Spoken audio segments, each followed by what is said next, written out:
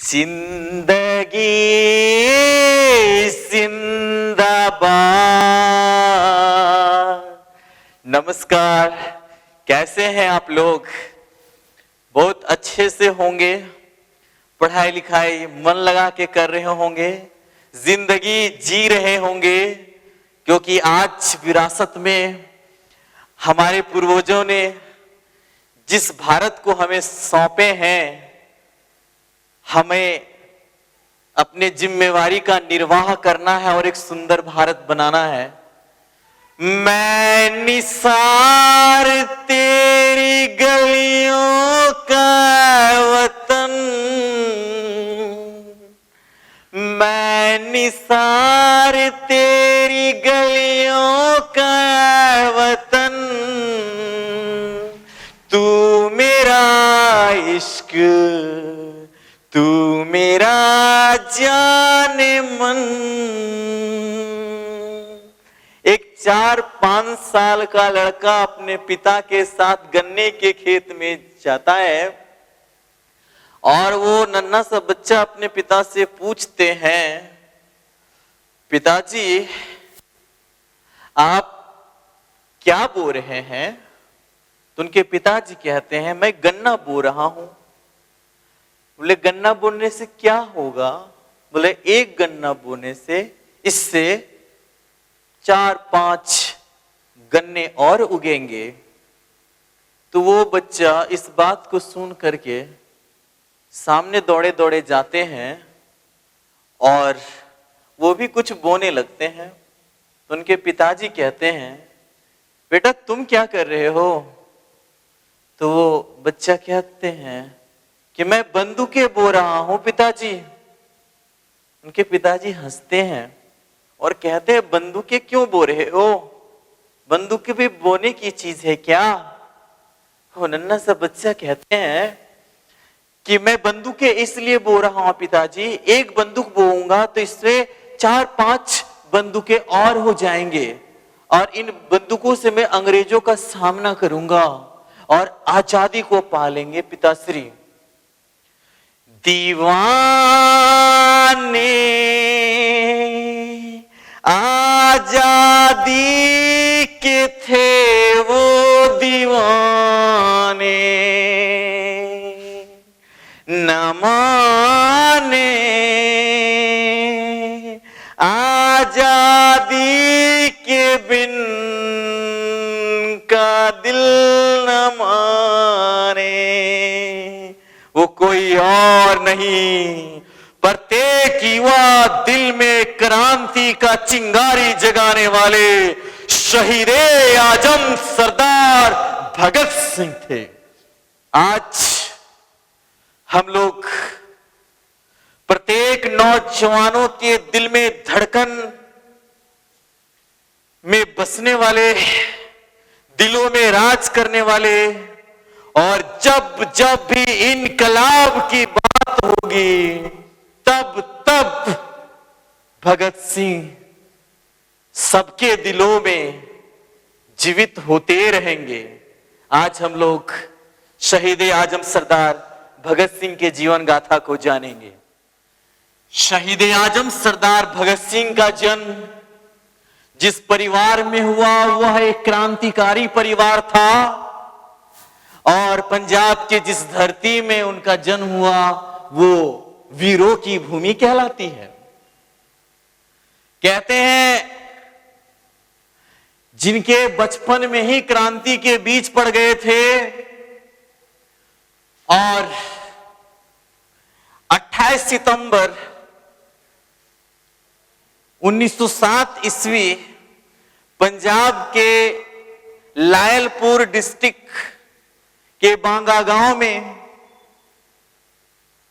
विद्यावती कौर के गर्भ से जिस दिन इनका जन्म हुआ उसी दिन इनके पिताजी और इनके चाचा जी जेल से छूटकर आए थे।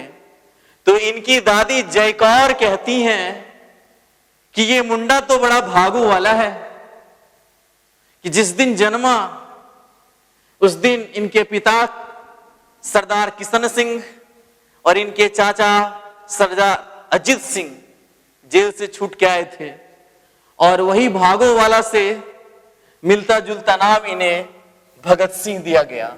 अर्थात भगत सिंह का नाम इनकी दादी ने रखी थी। कहते हैं पूत के पांव पालने में ही दिख जाते हैं, और ऐसा ही हुआ भगत सिंह के साथ। एक ज्योतिषी ने बचपन में ही घोषणा कर दिए कि ये बच्चा बड़ा होकर के गले में या तो फांसी का फंदा पहनेगा या तो फिर 9 लाख का हार पहनेगा। और ऐसे ही हुआ। फांसी का फंदा पहनने के बाद तो वो हार से भी कीमती हो गए। और बचपन की कुछ घटनाएं ही इस बात का प्रमाण था कि आगे चलकर ये हिंदुस्तान की आजादी में इनका महत्वपूर्ण योगदान होगा। परिवार में इनके दादा अर्जुन सिंह भी आजादी के लिए संघर्ष किए। इनके पिता किशन सिंह भी आजादी के लिए संघर्ष कर रहे थे। इनके एक चचा सरदार स्वर्ण सिंह की तो जेल में ही मृत्यु हो गई थी, और इनके चचा जो अजीत सिंह थे, सरदार अजीत सिंह, जिन्होंने पंजाब में किसानों पर जब बहुत ज्यादा कर बढ़ा दिया गया तो उसमें पगड़ी संभाल जट्टा नाम का एक आंदोलन चलाए थे। और एक बहुत अच्छा बात ये लगेगा कि अपने चचा अजीत सिंह के से बहुत ज्यादा ये प्रेरित हुए थे। और फांसी से पहले जब इनसे पूछा गया था कि आप किन्हीं से मिलना चाहेंगे, तो वो कहे थे कि मैं अपने महबूब चाचा अजीत सिंह से मिलना चाहूंगा। लेकिन अजीत सिंह उसको उस समय देश निकाला मिल गया था। अंग्रेज इतने भयभीत थे कि उन्हें देश में रहने ही नहीं दिए। इसके बाद इनके जिंदगी में करतार सिंह का अहम योगदान रहा। उन्हीं से प्रेरित होकर वो फांसी के फंदा को चूमते हैं। तो बचपन की घटना यह है कि गन्ने के खेत में बंदूकें बोते हैं और कहते हैं इससे जो बंदूकें ढेर सारे उगेंगे उससे मैं अंग्रेजों का सामना करूंगा। यह क्रांति का बीजारोपण बचपन में ही हो गया। स्कूल के दिनों में जब डीएवी स्कूल में ये पढ़ा करते थे, जब ये 12 साल की उम्र के थे, उसी समय अमृतसर में 13 अप्रैल 1919 को जालियांवाला बाग हत्याकांड हुआ। और इसमें कितने निर्दोष लोग मारे गए। जब इस खबर को वो सुनते हैं तो वो जाते हैं और वहां की मिट्टी से तिलक करते हैं और खून से सनी उस मिट्टी को शीशी में भर के घर लाते हैं।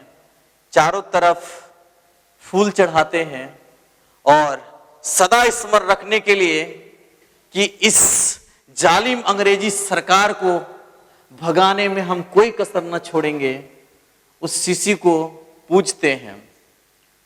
इसके बाद 1923 ईस्वी में जब इनका विवाह तय किया जाने लगा, उस समय ये कहे मैं विवाह के बंधन में बंधने के लिए नहीं आया हूं। अगर मैं खुद इस बंधन में बंध जाऊंगा तो फिर आजादी के राह में ना चल पाऊंगा। किसी के जिंदगी के साथ जुड़ करके हम उसके जिंदगी को संवार ना सके तो कहीं ना कहीं दोषी मैं भी हूंगा। और घर वाले जब जिद करने लगे तो एक पत्र लिखते हैं और फिर वो अपना घर छोड़ करके कानपुर आ जाते हैं। और उस पत्र में कहते हैं कि मेरे महबूब मेरे वतन अब सब कुछ है मेरा ये चमन कि भूलेगा ना ये जहां कुछ ऐसा कर जाएंगे अपने वतन के लिए हम तो हंस के मर जाएंगे।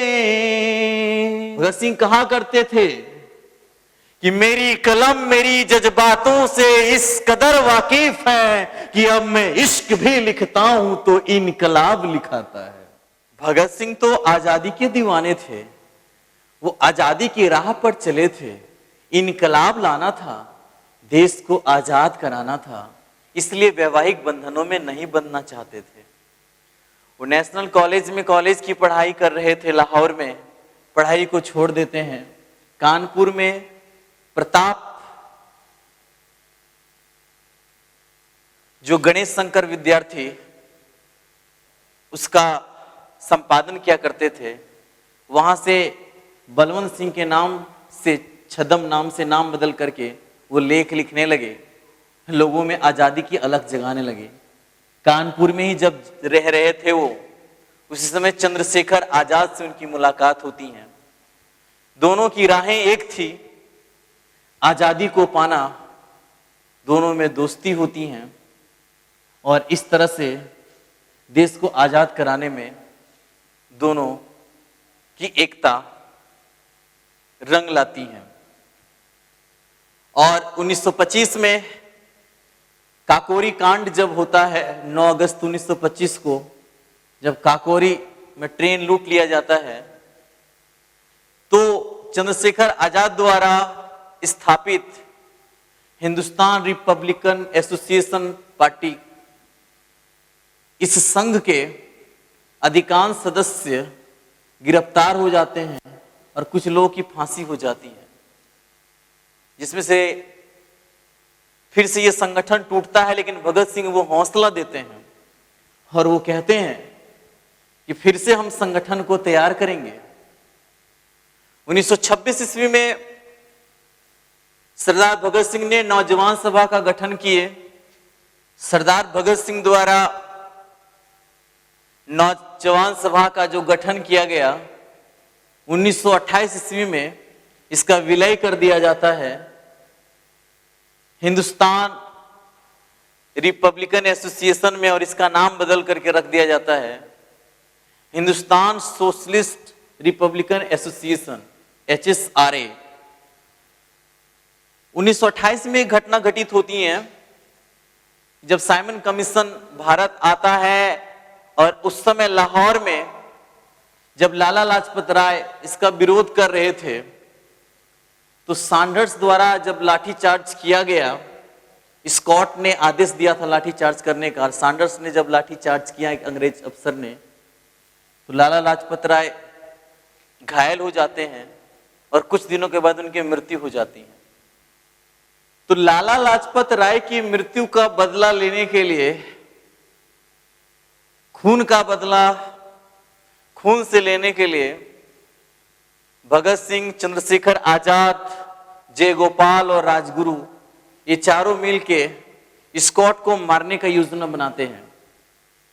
इस योजना के तहत जयगोपाल को कहा गया कि स्कॉट को पहचानना है तुम्हें। राजगुरु को बोला गया तुम पेड़ चढ़ के रहना, और जैसे ही ये इशारा करेगा जयगोपाल कि स्कॉट आ गया है तो तुम गोली चला देना।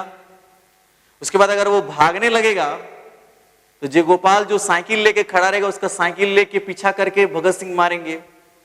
और जब ये काम हो जाएगा तो चंद्रशेखर आजाद भगाने के लिए साइकिल लेकर के खड़े थे।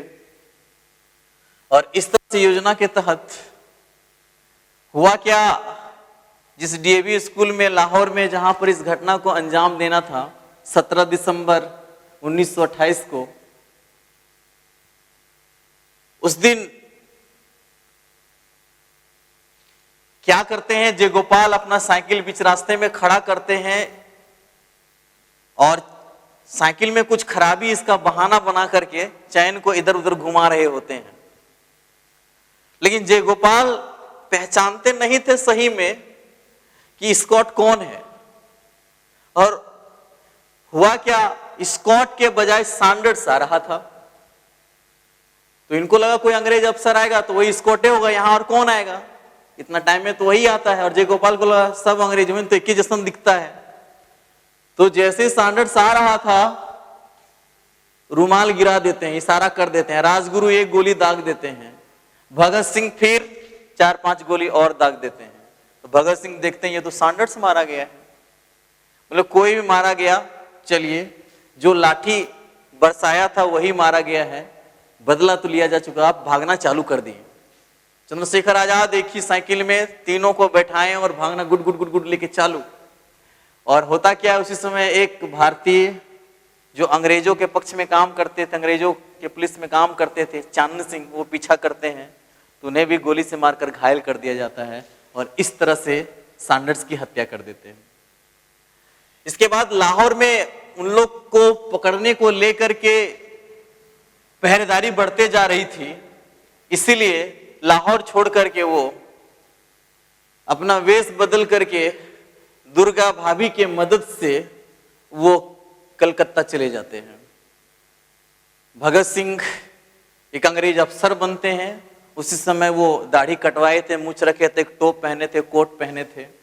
दुर्गा भाभी को अपना पत्नी का रोल देते हैं, भूमिका देते हैं, राजगुरु उनका नौकर बनते हैं और चंद्रशेखर आजाद तो बहुरूपिया थे ही वेश बदलने में, और इस तरह से अंग्रेजों को ही चकमा दे करके भगत सिंह कलकत्ता पहुंच जाते हैं। इसके बाद अंग्रेज तरह तरह के नियम लाने लगे थे।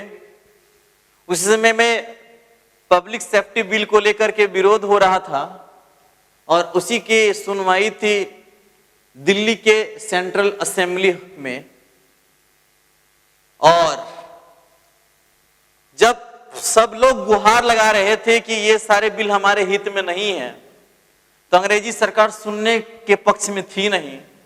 तो भगत सिंह बोले कि इन बहरों को सुनाने के लिए जोर की आवाज करना पड़ता है, और इस तरह से दिल्ली सेंट्रल हॉल में 8 अप्रैल 1929 ईस्वी को बम फेंकते हैं और नारा देते हैं भगत सिंह बटुकेश्वर दत्त, इनकलाब जिंदाबाद, साम्राज्यवाद का नाश हो, और भागते नहीं, खुद की गिरफ्तारी देते हैं। और इस तरह से उन पर असेंबली बम कांड का केस चलता है, उनको जेल भेज दिया जाता है। और इस तरह से होता ऐसा है कि जेल में भी जब वो रहे, तो जब खाना पीना ठीक से नहीं दिया जाता था तो जेल में भी ये हड़ताल करने लगे और जेल के बहुत सारे मांगों के पूर्ति कराते हैं। चूंकि असेंबली बम कांड के में किन्हीं का नुकसान नहीं हुआ था, तो इस कांड के चलते उनको फांसी की सजा नहीं हुई, उनको जेल की सजा दी गई। लेकिन जो लाहौर में सैंडर्स की हत्या किए चारों दोस्त मिलकर, उसमें से एक दोस्त गद्दार निकल गया, जय गोपाल। और जय गोपाल जो वो सरकारी गवाह बन जाता है और वो इस बात की गवाही दे देता है कि भगत सिंह ने ही सैंडर्स की हत्या की है। और इस तरह से इस गवाही के आधार पर लाहौर षड्यंत्र, जो सैंडर्स की हत्या है वो लाहौर षड्यंत्र के नाम से जाना जाता है, लाहौर षड्यंत्र का केस उन पर चलता है। और 14 फरवरी 1931 ईस्वी को जीसी हिल्टन नामक जज ने भगत सिंह को फांसी की सजा सुनाया। फांसी का डेट रखा गया 24 मार्च 1931। लेकिन अंग्रेजों को यह भय लगा कि भगत सिंह को इतना चाहने वाले लोग हैं, कहीं ऐसा नहीं कि विद्रोह कर दे, कहीं जेल तोड़ के लेना जैसे। इसलिए जिस दिन फांसी तय हुई थी 24 मार्च 1931 को, उसके एक दिन पहले ही यानी 23 मार्च 1931 को शाम 7:33 में इन्हें फांसी दे दी गई। जानना यह है, जेल में जितना दिन तक ये रहे, पुस्तकों को पढ़ते रहे, अपने विचारों को लिखते रहे। जो जेल डायरी, जो 404 पन्नों के भगत सिंह द्वारा हस्तलिखित पुस्तक है, जेल डायरी भगत सिंह द्वारा लिखा गया पुस्तक है। इसके बाद देश दुनिया के अलग अलग साहित्यिक विचारों को पढ़ें और कहते हैं वो क्षण कितने भावुक थे कि मौत का सजा सुनने के बाद भी कितने खुश थे। अपने परिवार वालों से अंतिम बार 3 मार्च 1931 को मिले थे। इनकी माता विद्यावती कौर मिलने आई थी तो मुस्कुरा के ये कहे थे कि मेरे फांसी पर रोना नहीं मां, क्योंकि अगर तू रो गई तो ये दुनिया वाले सोचेंगे भगत सिंह की मां कितनी कमजोर है। और मैं मरने वाला नहीं हूं, मेरे मरने के बाद लाखों भगत सिंह इस देश में जन्म ले लेंगे। और इस तरह से अपने मां के हौसला को बढ़ाते हैं वो। और 23 मार्च 1931 को जब उन्हें फांसी पर ले जाया जा रहा था तो उस समय वो लेनिन की पुस्तक पढ़ रहे थे। तो लेनिन की पुस्तक पढ़ ही रहे थे, उसी दौरान जिलारा के कहता है कि चलिए आपको अभी ही फांसी दी जाएंगे। चेहरे पर जरा सा भी नाराजगी नहीं, मुस्कुराते हैं। पेज के पन्नों को मोड़ने से पहले कहते हैं कि एक क्रांतिकारी दूसरे क्रांतिकारी से मिल रहा है, थोड़ा देर रुकोगे नहीं? और कुछ देर किताब को पढ़ते हैं, पेज को मोड़ते हैं, ऊपर उछालते हैं और कहते हैं चलो। बहुत आश्चर्य हुआ अंग्रेजों को यह दृश्य देख करके, लगा कि कितना दिलवाला है, कितना मतवाला है ये, कि मौत को भी गले लगाने के लिए इतना खुशी खुशी से जा रहा है। एक तरफ सुखदेव, एक तरफ राजगुरु हाथों पर हाथ लेकर के मौत से गले मिलने जा रहे हैं गाते हुए। आजादी को बढ़ाने चली है दीवानों की टोलियां, खून से अपने लिख देंगे हम इनकलाब की बोलियां। मेरा रंग दे, मेरा रंग दे बसंती चोला, मेरा रंग दे बसंती चोला। इस तरह से गाते जा रहे थे, झूमते जा रहे थे। कहते हैं फांसी के सजा सुनाने के बाद तीनों का वेट बढ़ गया था, भार बढ़ गया था। अक्सर लोग मौत की सजा सुन करके सूख जाते हैं, लेकिन खुशी के मारे इन लोगों का वजन बढ़ गया था। मानना पड़ेगा कितना उत्साहित थे। लोगों के मुर्दा दिलों को जगाने के लिए खुद की कुर्बानी देने जा रहे हैं। और कहते हैं इनके हाथ खुले थे और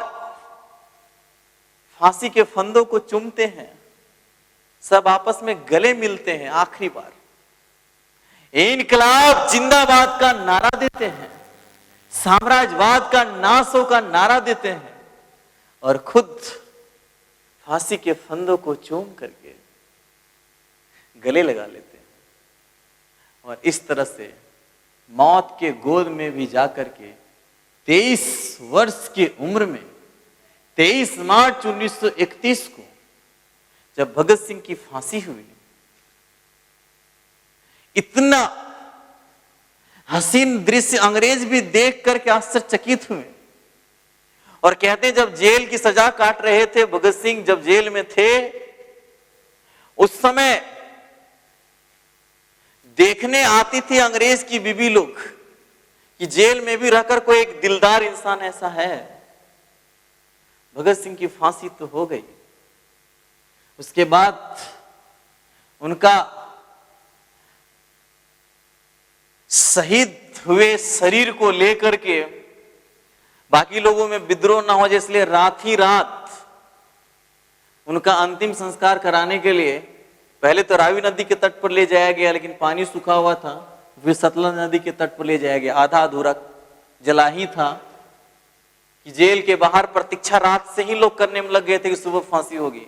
जब किन्हीं को पता चल गया कि अंग्रेजों ने शाम को ही फांसी दे दिया है, जबकि फांसी वैसे सुबह के समय होती है, तो सभी लोग दौड़े दौड़े जाते हैं, अंग्रेज सब छोड़ के भागते हैं और अंततः वहीं उनका अंतिम संस्कार किया जाता है। लेकिन भगत सिंह की फांसी, भगत सिंह, राजगुरु, सुखदेव की फांसी लाहौर के सेंट्रल जेल में हुई थी उनका अंतिम संस्कार सतलज नदी के किनारे किया गया था।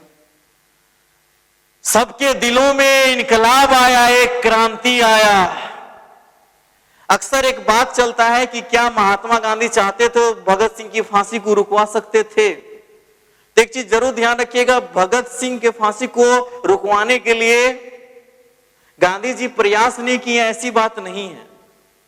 जो चौरी चौरा कांड के बाद इतने बड़े आंदोलन, असहयोग आंदोलन को वापस ले लेते हैं, जो अहिंसा के पुजारी हैं, जो एक चींटी तक के भी प्राणों पर दया करते हैं, तो वो भगत सिंह के लेकर दया क्यों नहीं करते? वो कहते कोई भी क्यों नहीं है, सबको यहां जीने का हक है। लेकिन इसे गलत प्रचारित किया गया है, गलत प्रसारित किया गया है। अंग्रेजों द्वारा कुछ रणनीति बनाया गया, भगत सिंह के चाहने वाले को एक तरफ करने का और गांधी जी के चाहने वालों को एक तरफ करने का, फुट डालने की ये नीति अपनाई गई।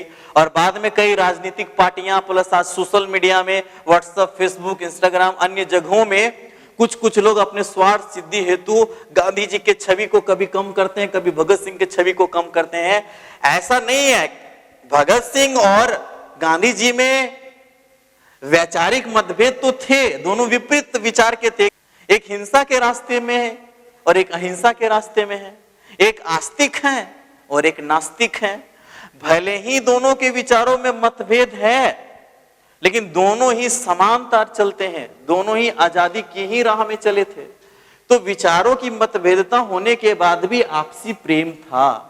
तो इसलिए इसे गलत प्रसारित ना किया जाना चाहिए। हालांकि भगत सिंह छोटी उम्र में इतना बड़ा इतिहास छोड़ गए कि हम सभी नौजवानों के लिए वो एक आदर्श हैं। मैं कहना चाहूंगा कि भगत सिंह को फांसी हुई तो फांसी भी खुशनसीब थी। क्यों? सुनिए कि आज जिस तरह से गांधी जी को नोटों पर स्थान दे करके नोटों का गलत उपयोग किया जा रहा है, वैसे हालात में मैं कहना चाहूंगा, अच्छा हुआ भगत तू ना आया नोटों में, वरना आज रौंदा जाता मुन्नी और सीला के कोठों में। अच्छा हुआ भगत तू ना आया नोटों में, वरना आज रौंदा जाता मुन्नी और सीला के कोठों में। तू गांधी को रहने दे नोटों पर, तू हमारे होठों पर रहेगा भगत। तुझे फांसी हुई भगत, ना जाने तेरी मां कैसे सोई होगी। एक बात तो तय है भगत, तुझे लगने वाली फांसी भी 100 बार रोई होगी। भगत सिंह कहा करते थे, मैं वो पागल हूं जो जेल में भी आजाद हूं। भगत सिंह कहा करते थे कि मेरे मरने के बाद इस देश में सैलाब आएगा, इस देश में आजादी के लिए इनकलाब आएगा। भगत सिंह कहा करते थे, जिंदगी अपने दम पर जी जाती है, दूसरे के दम पर तो जनाजे उठाया करते हैं। और इस तरह से शहीदों में सबसे श्रेष्ठ कहलाए गए, इसलिए शहीद आजम भगत सिंह के नाम से जाने जाते हैं। और इस तरह से भगत सिंह की इस छोटी सी जीवन यात्रा में एक बड़ा आदर्श जो वो खड़ा कर गए हैं युवाओं के लिए, सदा प्रेरणादायी रहेगा। सदा लोगों के दिलों में उस क्रांति को, इस इनकलाब को जब जब जरूरत पड़ेगा, भगत सिंह आदर्श बन करके पुनः खड़ा होते रहेंगे। मैं निसार तेरी गलियों का वतन, तू मेरा इश्क, तू मेरा जाने मन। गर इश्क और इनकलाब का अंजाम एक ही है, तो मजनू बनने से कहीं अच्छा है भगत सिंह बना जाए। जिंदगी जिंदाबाद।